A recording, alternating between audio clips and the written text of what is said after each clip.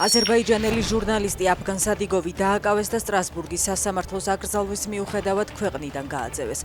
სადიგოვის სახლთან სამოქალაქო ფორმიანი პოლიციელები და სამაშველო სამსახურის წარმომადგენლები გუშინ საღამოს გამოჩნდნენ.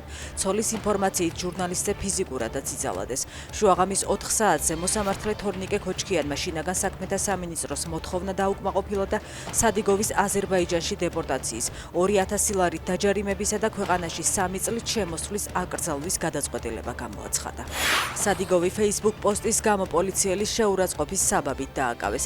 დაკავებას წინ უძღოდა 4 დღეში განვითარებული მოვლენები. აზერბაიჯანმა მის მიმართ სისხლის სამართლებრივი დევნა შეაჩერა, გააუქმა გირაო და გადაადგილების შეზღუდვა.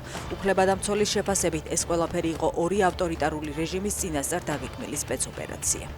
ქმრის მკვლელობაში ბრალდებულ თეკლა გერსამიას 20 წლიანი პატიმრობა შეეფარდა. ნაბიჯმა მსაჯულება გამამტყუნებელი ვერდიქტი ერთხმად 4 საათში მიიღეს. დანაშაული გასული წლის აგვისტოში მოხდა. 25 წლის ქალი 22 წლის ლუკა დარასელიას მკვლელობის ბრალდებით დააკავეს. ის ბრალს არ აღიარებდა. ირანში ჩამოგდებული ამერიკული F-15-ის მეორე პილოტიც ნაპოვნი და ირანიდან ევაკუირებულია. ტრამპის განცხადებით ამერიკელმა სამხედროებმა ისტორიული სამძებრო სამაშველო ოპერაცია ჩაატარეს. დაშავებული პილოტი 4 დღე ირანის მთებში იმალებოდა. ამ დროის მანძილზე შტატები მის დასაბრუნებლად სპეცოპერაციას გეგმავდა.